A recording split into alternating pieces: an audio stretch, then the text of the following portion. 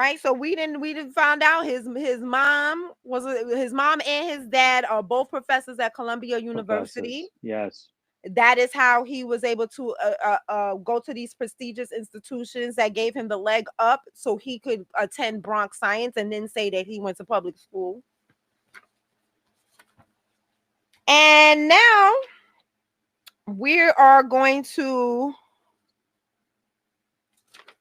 oh, I had this all written out already. That's very good of me. Yeah, he went to Bronx High School of Science, one of New York City's public, blah, blah, blah, blah, blah. Okay, now we're going to start getting into some more tea, okay? Some more tea. All right, hold on now. Let's bring up this article. Here we go. There we go. Bring it up. You know, we had to slow walk this dog, okay? Mm-hmm. We had to slow walk this dog. Knew we had to get here. All right. Oh, yeah, I'm doing the feedback. So, Mandami identified as Asian and African American on his college application. Okay. As he runs for mayor of New York City, Mandani has made his identity as a Muslim immigrant and of South Asian descent a key part of his appeal.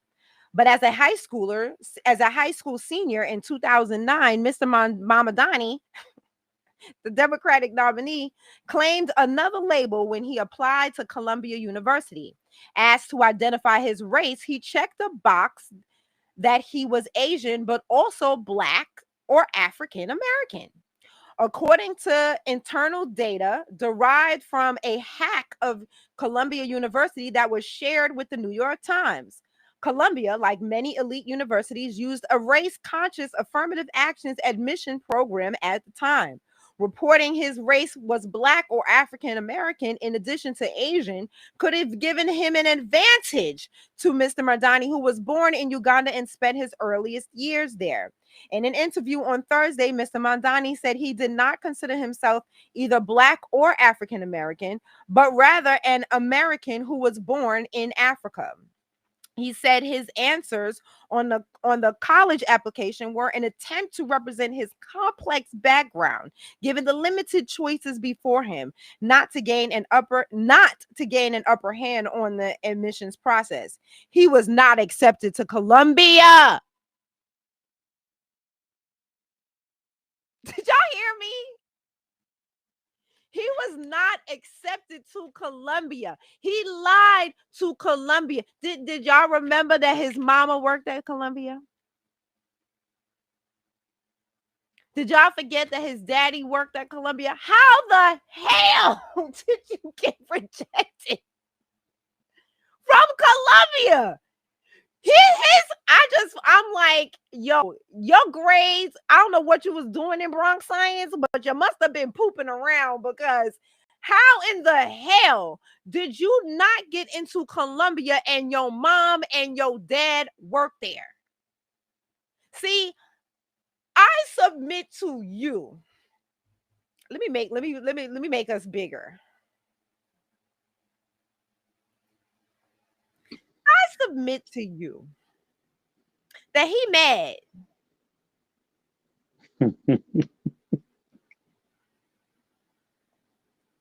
He mad that, you know what I'm saying, that he couldn't get into the school that he wanted to get into using, checking all the boxes that he could check.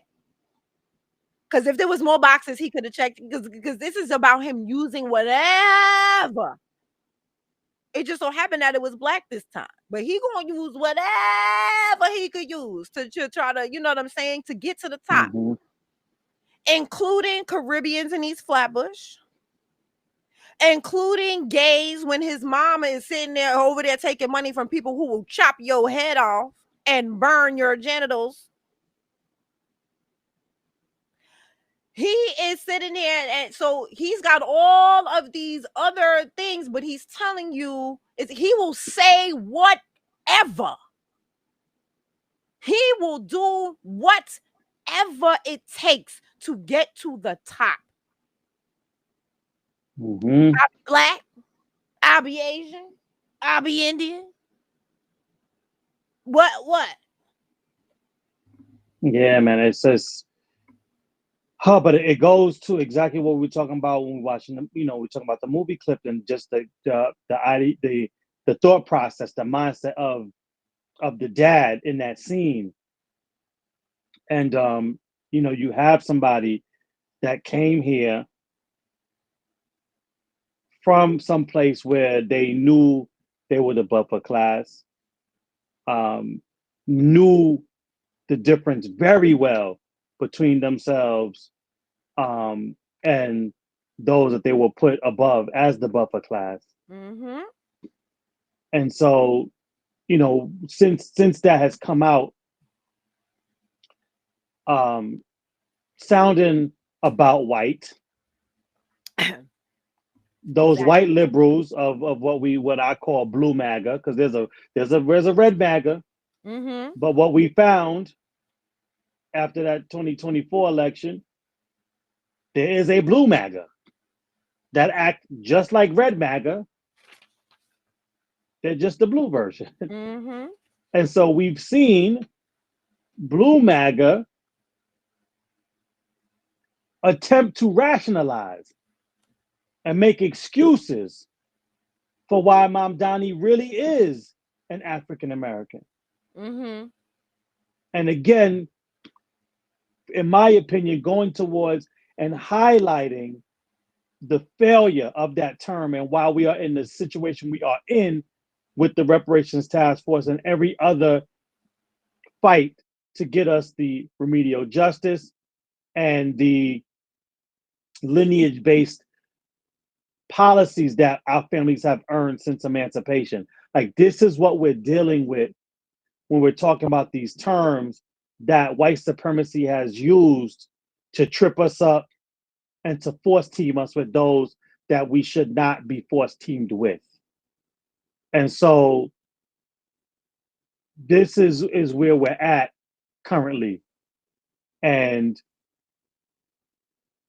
like I said, for them to even take on such an egregious task to say, no, he really is African American, and there's nothing wrong with that. That, as they say in our true homeland of the South, that dog don't hunt, because we know who his parents are.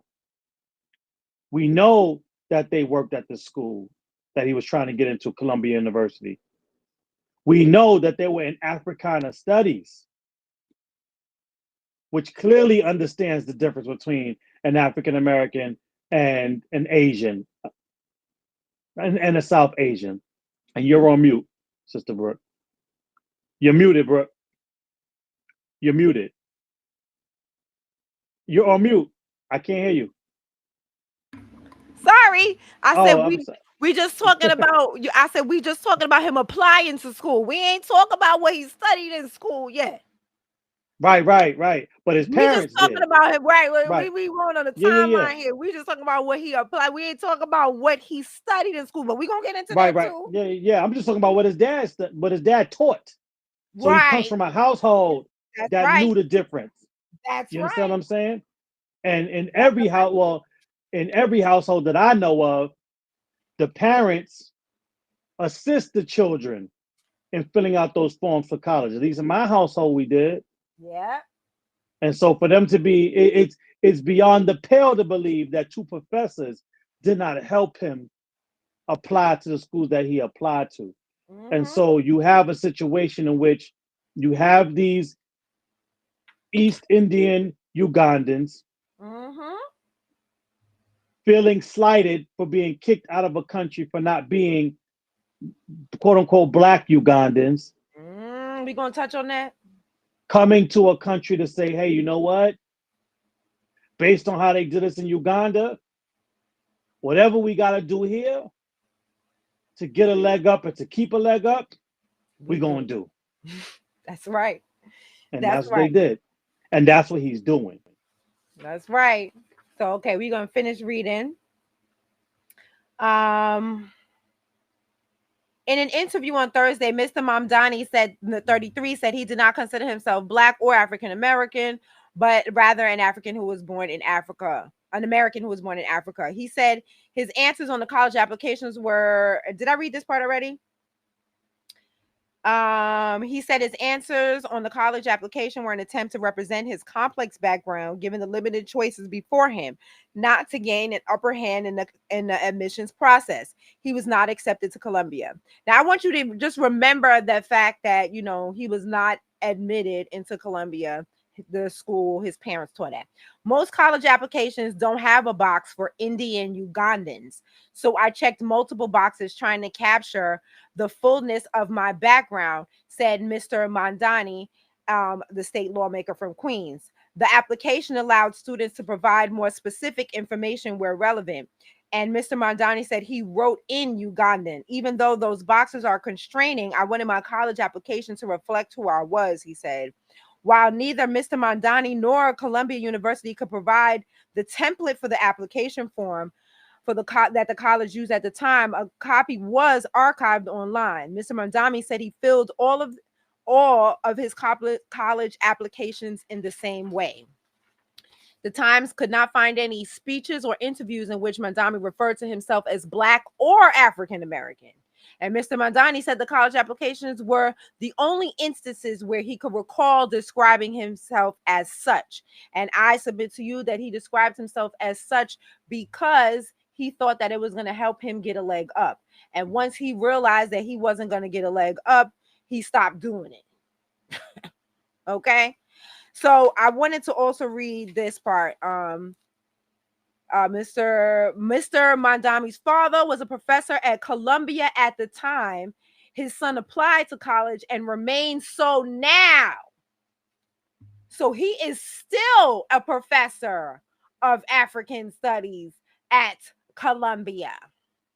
Okay. Mr. Mandami said he never really wanted to go to a university where his father was the professor. That's why he lied to get in there. Sound like sour grapes to me. He didn't want to go to the school where his father was the professor and wound up attending Bowdoin College in Maine, where he majored in Africana studies. Okay. So now I just wanted to show just a piece of this other article really quick. I know you're probably chomping at the bit over there. Hold on. I just want to show you a piece of this article really, really fast. Let me put the article quick on the screen. Join me, Diane. Albany record. Here we go. How did it make me big? What?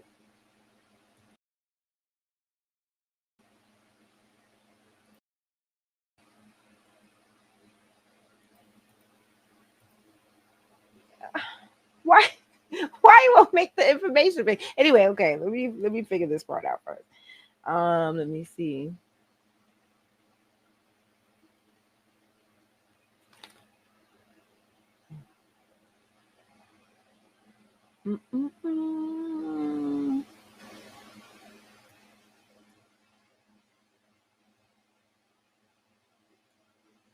Here it is. Okay.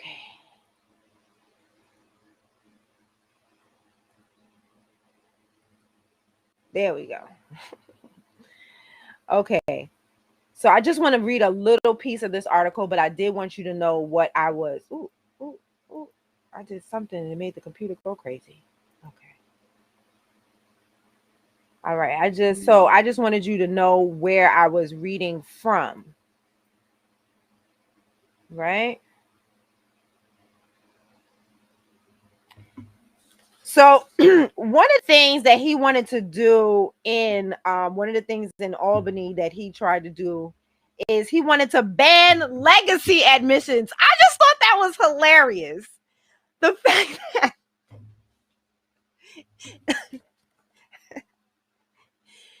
His mom used her connections to get him into school when he was 7 years old, getting into a private institution in Manhattan on the Upper West Side. And then because this is why I tell you that I have the feeling that once I started finding out more and more, this is why I have the feeling that a lot of his I hate billionaires situation, on top of like making it sound good, is that he's like really like upset about the things that happened to him, like and like I said, there are no stories or anything like that I found that or I read about his being picked on when he was in school. But let me tell you something. There's some things that just don't change. Rich white children is one of them. And now not all of them, I'm sure, are like that. But rich white children are mean. And you're there on a scholarship, they're going to treat you a certain way. Like you're the help. They're going to talk to you like you the help. They're going to treat you like you the help. And then you can't spend money like how they can spend money. Oh, they're going to let you know. So, and then put that on top of the fact that, he wanted to get into Columbia and they said no, even though both his parents worked there. So now he wants to ban legacy admissions at colleges and universities, and I'm not against that. Don't get me wrong. I'm not against it or for it. To be honest, I'm not against or for it. I don't really care, right? But I just think that that's really interesting. That you know what I'm saying, because it didn't work for you. You now want to ban it. So, and that was just an interesting part. Let me just read this one other part of this article, and we're gonna go back to the other one.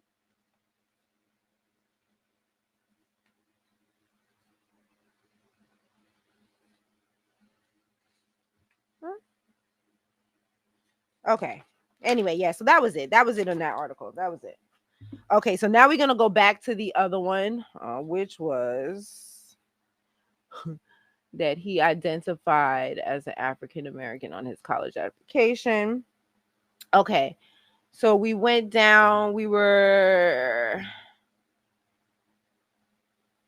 So before I go forward, let me give you a chance because I said a lot there. Let me give you a chance to comment on. Okay, all right, keep going. Okay. All right, so let's see. I was going down to where I was reading. Oh no, we're not doing that. I forgot. We're leaving it here. Mr.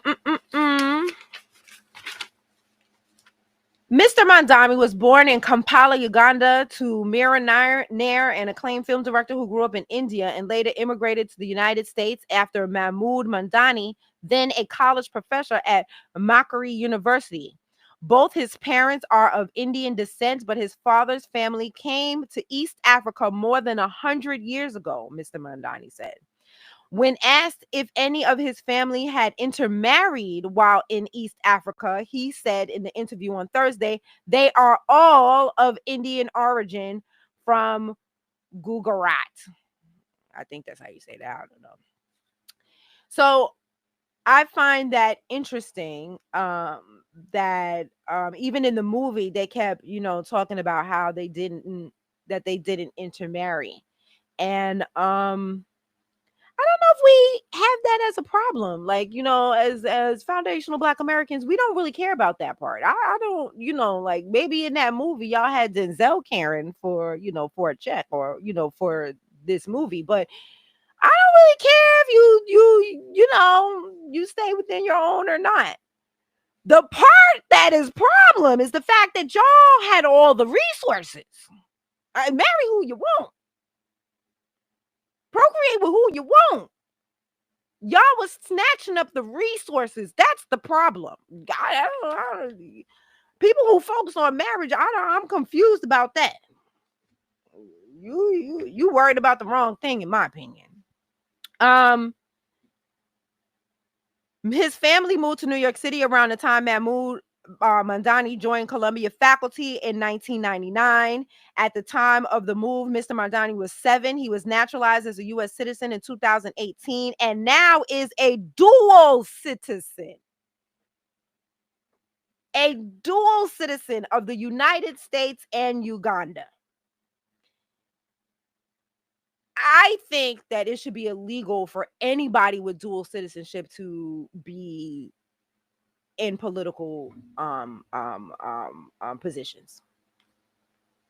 It's absolutely contradictory to the country. How can you be a political leader and have dual allegiances? It does not make sense. My brain does not compute. I'm gonna put this down because I'm sure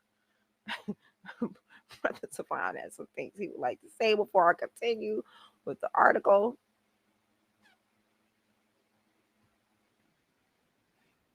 Yeah, no, definitely. I think going back to what you said, I wanted to definitely speak on the you were saying if somebody is focused on the marriage part, then you feel like they're focused on the wrong thing. And I will push back a little bit on that and say, no, those are one and the same because marriage is political. And so what we see is exactly what you highlighted, but marriage is a huge part of that. And so when you say they had the resources and were hoarding it, that's what marriage does. Marriage keeps the resources in the families that you choose to marry and engage with. And when you have a Mamdani family that came there and they said about, been there for 100 years, and not one of them married outside of their group, that shows you, and it is an indication of what they were doing with the resources as well.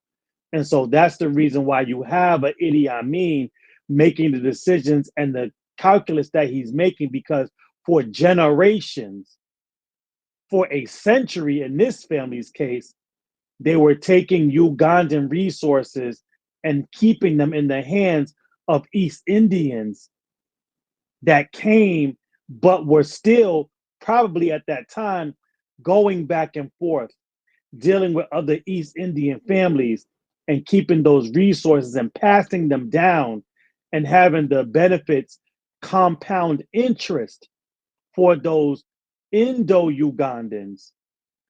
And while at the same time passing down an accrued marginalization for the actual Ugandans that were native to the country at that same time. And so that is the power of using marriage as a political tool. And to the second point that you made about dual citizenship, we already see what happens when you have a dual allegiance just based on who your mom and or your dad is, if they are different races or different ethnic groups. So we will be absolutely insane to believe that there's not a level of conflict of interest that comes when somebody has dual allegiances to two different countries that have a political relationship and jockey for political positioning and possibly even a hierarchy, that you have citizenship in both of. As a person of authority and power in a political position in one of the countries that you are in. And God forbid, what if you have a political position in both the countries? You are dual citizens, and it's a cluster flop to even begin to try to decipher and to break down. And for all those reasons, I would have to wholeheartedly agree with you that to have someone with dual allegiances being able to hold office, I mean, conflict of interest is an understatement. And that is kind of what happens, though, when you have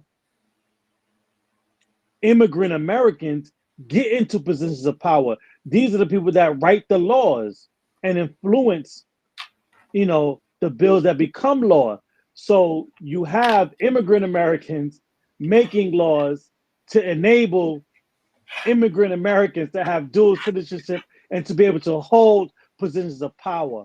While at the same time, the same way they did in Uganda, using that political power and influence to keep the class of people that you have been put over as the buffer class, to keep them in the position that they are in. Hmm.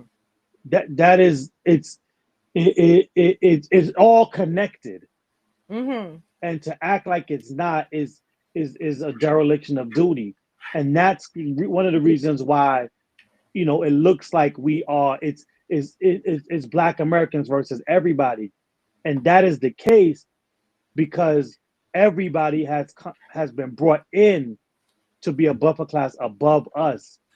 So it's essentially, even when they are not being malicious with their intent, because justice is on the other side of all the buffer classes, that's why it appears to be us versus everybody.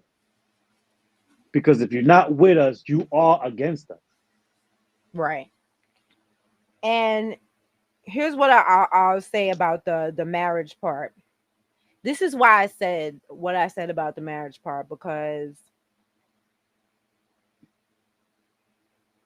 now I'm not an expert, right? Because I was not born in the Caribbean.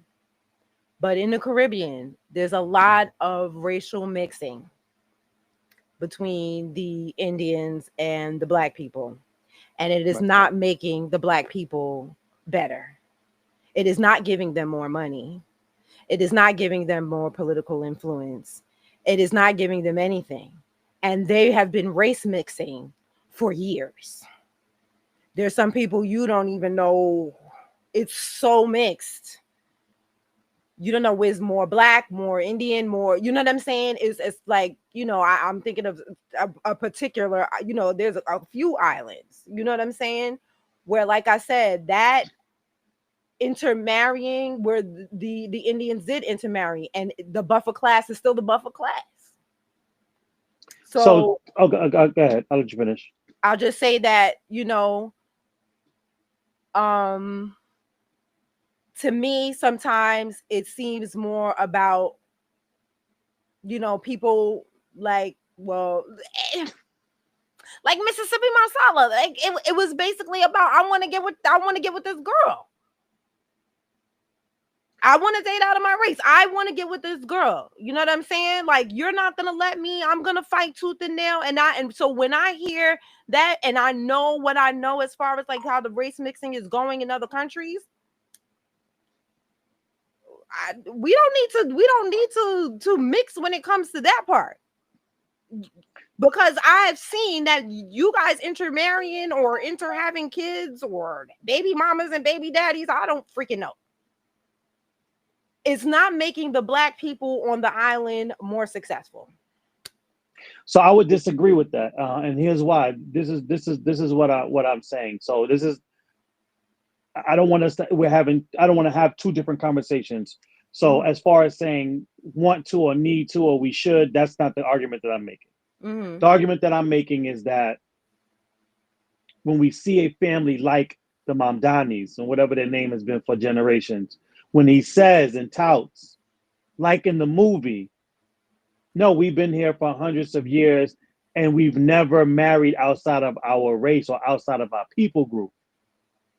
What we find is, and this is across all boards, you even find that here in America too, the elite of a group are almost always the most race loyal of that group. Right. And so what I'm saying is that, to push back on what you just said, my argument was that the elite of the elites don't race mix so that they continue to pass it down amongst their people, right? That's one. Two, the little bit of pushback I'll give you based on what you said is, for instance, and like you said, in the Caribbean. So in the Caribbean, where you do have some of the more established non-Black families intermix or procreate with some of the Afro groups of that island, that particular family, if not that particular person, that was the one that they chose to intermingle with and or procreate with, that does increase the standard of living for that one person and their But that family. one person, Right, but not right. the Hold, wait, wait, collective. wait, wait. Let me finish. Let me Okay. finish. it does increase it for that one person. So there is an increase for quote unquote the black people of that particular group, meaning that family. Now, what we do find, and more so what the point that you're making, what I wholeheartedly agree is, and this again, it's the same thing that happens here in the States, when you have larger amounts of quote unquote race mixing or ethnic group mixing, it is the lower end of that ethnic group mating with the lower end of the other ethnic group, or the lower end of that race intermixing with the other lower end of the other race, right? And so what I mean by that is when you even have here in New York, where you have those Latinos and Hispanics that are like, we grew up together. It's never like, we grew up together and we both were middle class, or we grew up together and we all went to these specialized schools. It's we all grew up together in the hood, right? We were going to the same parties. We were sitting outside drinking together. It's always a level of degeneracy that bonds these particular groups. And that's where you find the most interracial or interethnic mixing. And so that's to your point, I agree. So when it's that level, no, there's going to be no increase, but it's because they're on the lower end too.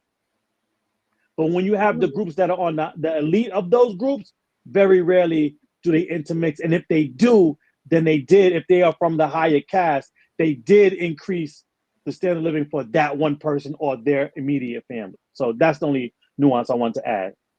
I think we're speaking on two different parts, but we're saying close to the same thing. Right, I agree. Because I just feel like it's a 5,000-year-old genie trick to me, because that's the way it ends up being. Exactly what you said is exactly how it ends up being. So I don't even want to fucking talk about mixing. Yeah. Because it'll never mix in a way that it helps the collective. So I don't even want to talk about. Oh yeah, no, take that shit off the table. Stay with your own. No. I don't even care. You know what I'm saying? So that's what I mean. And I do feel like sometimes, you know what I'm saying, when it comes to other minority groups, or you know what I'm saying, other people of color or whatever, they tend to feel that when somebody wants to have sex with you, that they love you, that they want the best for you, that they, you know what I'm saying? And that's the point I'm trying to make. Like, you sitting there talking about, oh, you want to get married to them, get married. Both the marriage, where's the money? You know what I mean? Like, and so that's more of what I meant, because I definitely feel like the people be like, oh, well, you know what I'm saying, they have a baby by such and such, that means that they're not racist. No. Yeah, no one's saying. I'm not saying that. Yeah. That's definitely not the So case. that's why I say I think we're saying the same things, just on different levels. Like, I'm just like, nah, forget all of it. Right. I don't even want to again, talk I'm not. about But, it. I was okay. like, you know, like, because it's exactly how you said. It always turns out to be the lower of the, you know what I'm saying, of the two groups coming together, and the hires keep all the money. So it does not help the collective of any place, no matter where it be. No. You know what I'm saying, or where it is. No, not at all. Okay. So yeah, back to the article, like, because we're not even finished with this article yet. Hold on.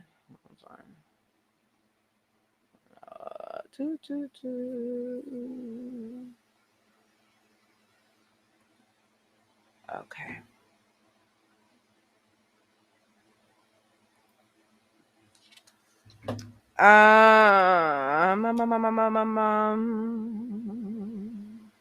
Dual citizenship. That's where we ended off at. While Mr. Mandami foregrounded economic issues during his campaign, his pains to court voters of South Asian background. All right, let me rephrase that. I didn't say that right. While Mr. Mamdani foregrounded economic issues during his campaign, he took pains to court voters of South Asian background. He released campaign videos in Urdu and Bangla, hope I'm saying that right, and occasionally appeared in a kurta, the long collarless shirt worn by South Asian men and women. On his official state assembly page, he touts his status as the first South Asian man and first Ugandan to serve in the New York State Assembly. In campaign events with predominantly Black audiences, Mr. Mamdani has stressed his African roots and his father's activism in the American civil rights movement when he was a student. What civil rights movement? He got here in the 90s. You on mute. I'm about to take it down. What civil rights movement? Right? That don't make no goddamn sense. What is he talking about? But also too, and this is kind of this is how I was looking at a TikTok early, either yesterday or the day before, and you had this Afro Caribbean talking about black, and then it was matter of fact it was street interviews. It was a TikTok about street interviews during the West Indian Day parade, and they were talking about ICE, and she was saying, yeah, because how dare they come in and do what they're doing here, and it's similar to what was done with the slave patrols and how they was checking our papers, and it's like, hold on, you Afro-Caribbean, that wasn't happening to your families. Y'all didn't get here till in mass numbers till after 1965. Y'all were not here when the slave patrols were doing what they did to to the formerly enslaved Black American citizens, and you want to conflate that with illegal aliens in present day. And so I'm bringing it up to say, when you see a Mamdani put on his profile, his bio, the first Ugandan, even though we know now that there are non-melanated Ugandans or non-Black or non-Afro Ugandans, however you want to say it. When you say first Ugandan, that invokes something because of what Ugandans historically and traditionally look like. It will be the same way if my family adopted somebody else. They came into our home and we loved on them and they became a prince. And they're like, hey, this adopted child is the first prince to do X, Y, and Z. Technically, you're a prince, right? But my mama didn't push you out. You're not from the loins of my dad. You understand what I'm saying? Like, we got to keep getting real granular with this thing. Mm-hmm. And so what you have are these people that come in and co-opt, going back to the term, and they tether onto these identities. Mm-hmm. And then they promote it as if it is them. And then the power structure, that same power structure that his mom said she speaks truth to,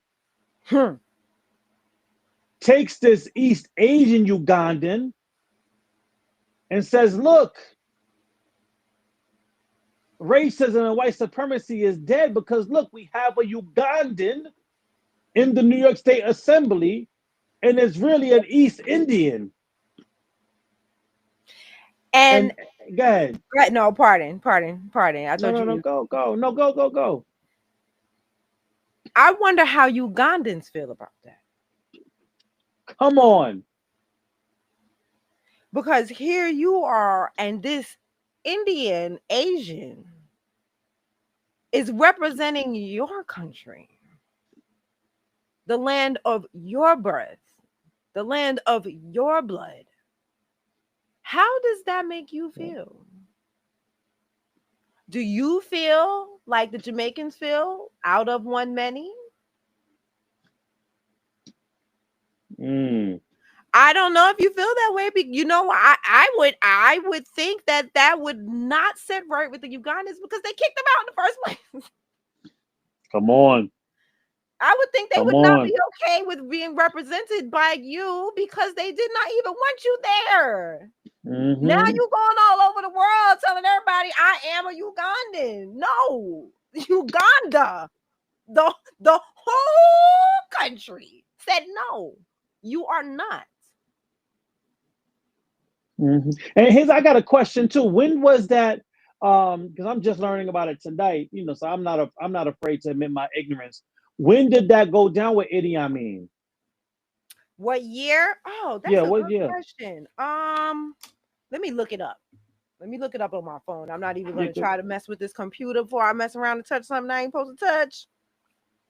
that's in, I know his name, so it had to be recent history because they have been slandering him. I remember that name growing up. Right. I uh, definitely remember the name. so Why I is my do know it had to be, rather recently. I don't know if it was in the 60s or 70s. It got to be, I want to say 80s or 90s. But I'll wait for the It date has to to make my be next late statement. 80s, early 90s, because remember he came in 91. I mean, he was born in 91 He was born in in 91. So, but Uganda. he was still, remember, he's still there, He was right? So still there, right? So that's what I'm I'm trying to saying. see what Like it, either yeah, late when it 80s, happened. early 90s. Yeah, let's see when it happened. Idi Amin um um um rule. I don't know. That's not the word I'm looking for, but from 1971 to 1979. See, so now my question is right. So that's what I thought. So my question is, if he made, I mean, obviously there's a period in time you don't make it, and the next day it starts happening. So there was definitely a process. My thing is, he not only so 20 years later he's still born there. I think they said that sometime some people came back. Remember in the video they were saying some Mhm. people came back and people didn't. So I wonder if his family was one of the ones that left and came back or didn't have to leave. Because the bottom line is, after Idi Amin says what he says and some of them do have to leave, Mamdani is still born there, Right. lives there up until at least 5 or 6 because he goes to school Or here at so he 7, says. right? But also, he still, what we do know is true, is that he still has dual citizenship. That is true. So now the question is how? If that happened and they had to leave, how is he still? How is he able to have citizenship in Uganda at all? So that's something I definitely want to look up now that I learning about this Mhm. Mhm. this So yeah, timeline. I definitely say that information, like why they necessarily move. It says that they moved because they got these, professorships at Right. Columbia. So it doesn't really say that he moved because he was exiled. Correct. That's true too. That's right. That is true. So, I was just lending letting people know what the climate is Climate was right. That's right. in Uganda That's right. from the place that he moved from, because he keeps saying, "Oh, I'm African, I'm African, I'm African." But yeah, in Africa, they didn't want your ass there. Hmm. They did not, to the point where they exiled y'all. You know what I'm saying? Right. True. So, it was a little bit before him. So yeah, and I guess he ended up his family either maybe they didn't leave, Right.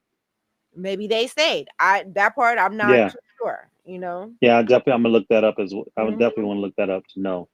That I will say I'm not too sure about that part. Shout out to So Dr. Randy Short. yes, and he gave me books, but I couldn't read all the books in time for the Yeah. Right. for the live.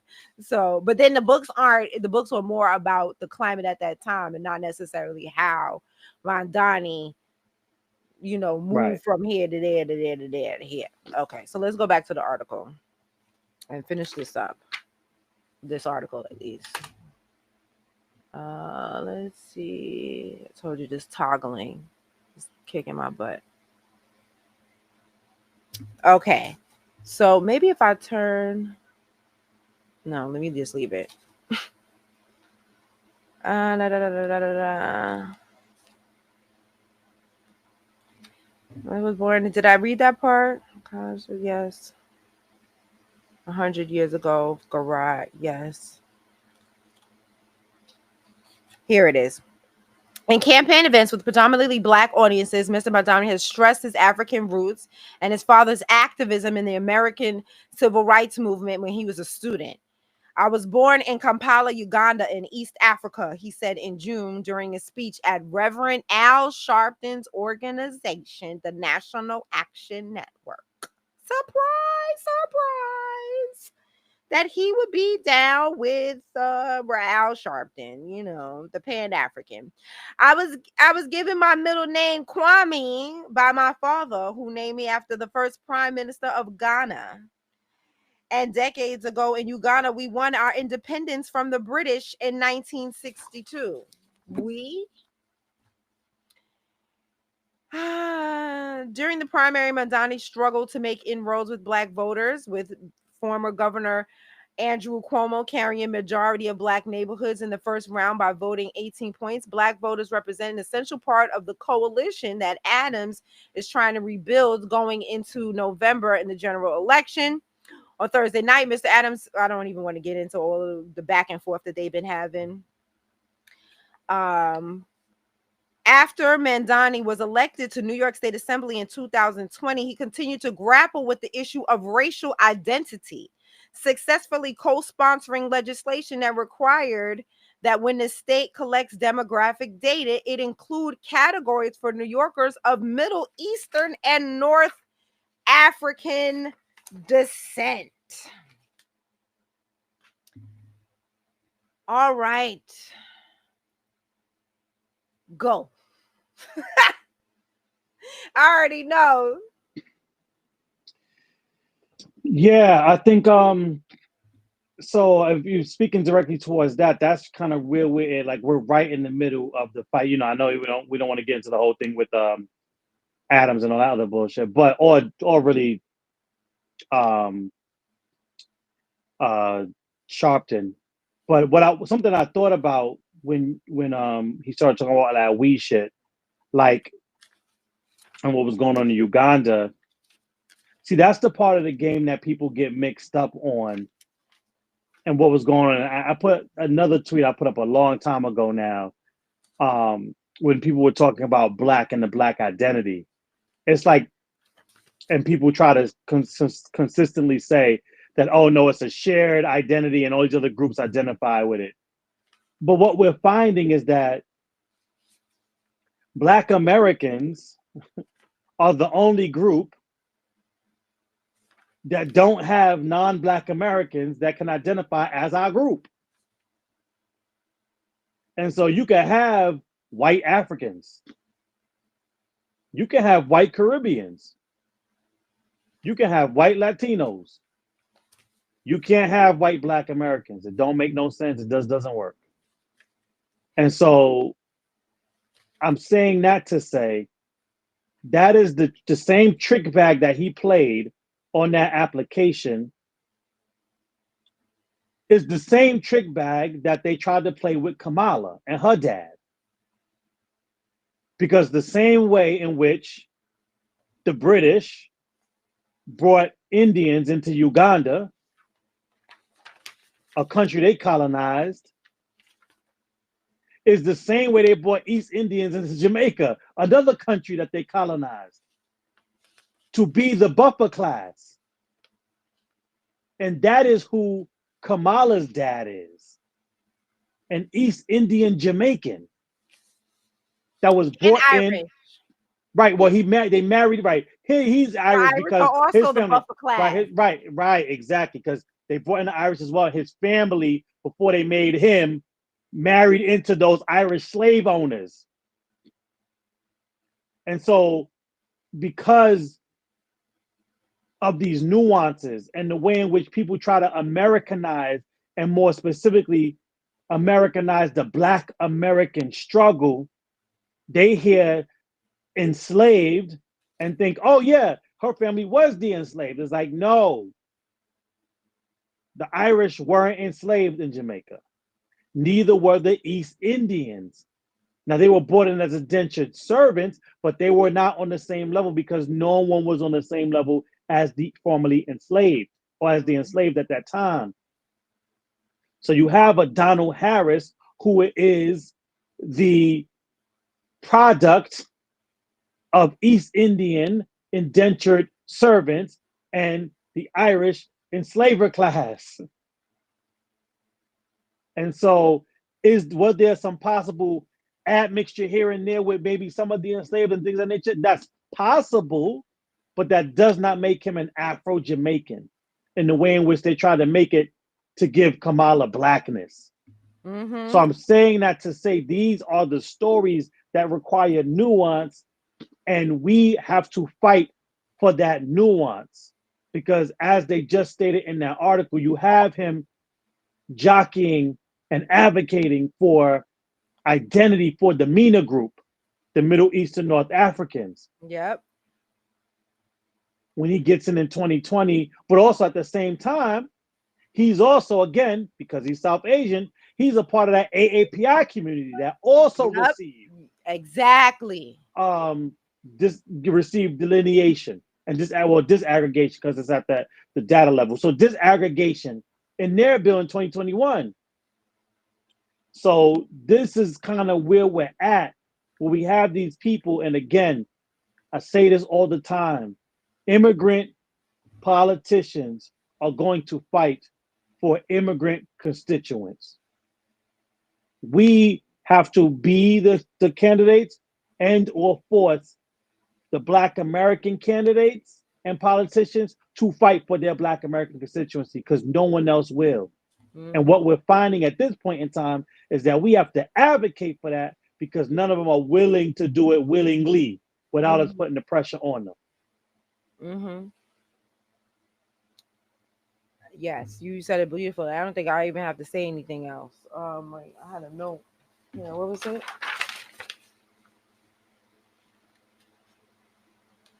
Yeah, I said that already. Okay, so now we're gonna move along, and we were talking about the fact that he studied Africana studies. Right. That was his major in school, and I just wanted to understand exactly what was meant by that. Hold on a second. I just want to make sure I get this right. Yeah, I got it right. Because it's not giving me what I asked for.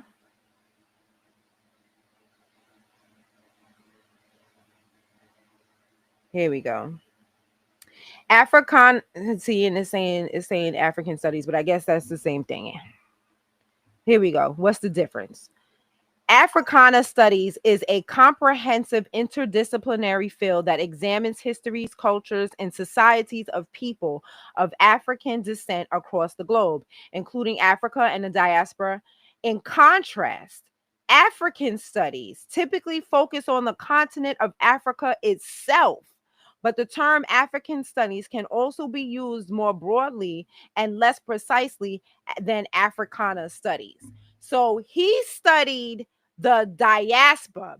His father studied the continent, or his father's field of study was the continent, and his field of study was the African diaspora. And to me, that is really important because it really gets into okay, great, because I had this next video. It really gets into what does he know? You know, everybody always want to claim ignorance. You know, I did not know, I wasn't aware, I didn't understand, I didn't believe, blah blah blah. He can't claim none of this. So when he's sitting there and he's claiming to be Black and he's playing Blackness and catering and tap dancing around Blackness, he knows what he's doing because he studied this. He knows what he's doing. And 100. so, you know, and this is where we're going to get into the next video. Thank God you came at this time, because now we're about to get into this.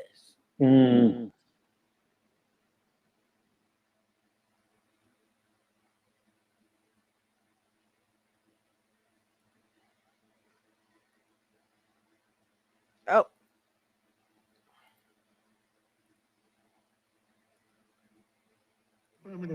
Mr. Mandami.